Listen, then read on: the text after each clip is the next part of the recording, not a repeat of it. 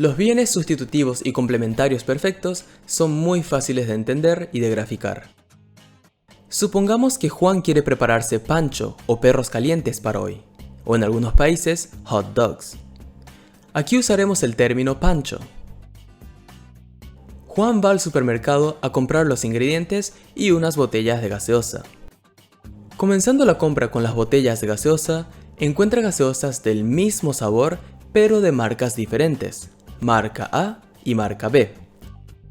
A Juan, cualquiera de las dos le satisfará, por lo que lo más probable es que se compre el de menor precio.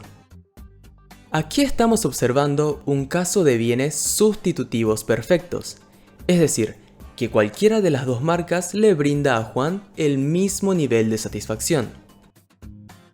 Si A sube de precio, optará por la B. Si A tiene descuento, optará por A. Ambas marcas de gaseosa, para Juan, son perfectamente sustitutivas. Si 4 botellas de gaseosa le satisfacen a Juan, esto podría ser una combinación de 2 botellas de A y 2 botellas de B, o 3 botellas de A y una botella de B, o viceversa, o simplemente 4 de A o 4 de B.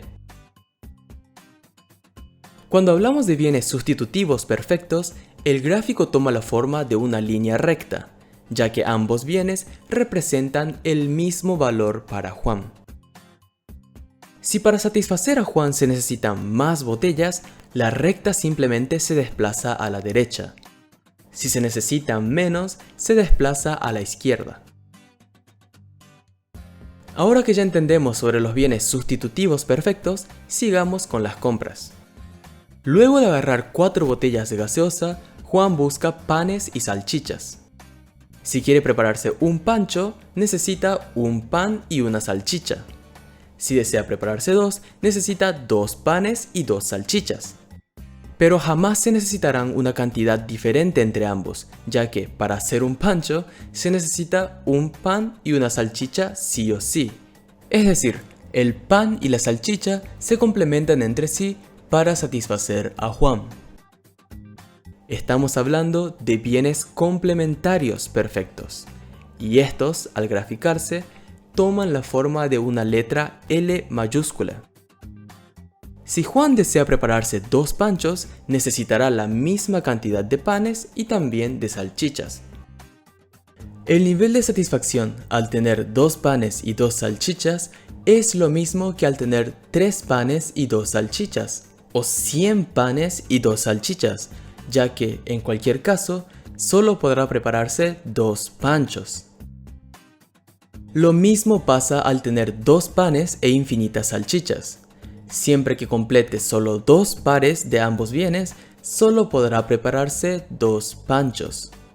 Es por eso que la curva de indiferencia para los bienes complementarios perfectos toma la forma de una letra L. Si para satisfacer a Juan se necesitan 5 panchos, la curva se desplaza a la derecha. De esta forma, podemos representar gráficamente que cuando se requieren de 2 bienes complementarios entre sí para crear un valor, no importa cuánta cantidad haya de cada bien, sino cuántos pares de ambos bienes se pueden crear. Y simplemente esto son los bienes sustitutivos y complementarios perfectos. Muchas gracias.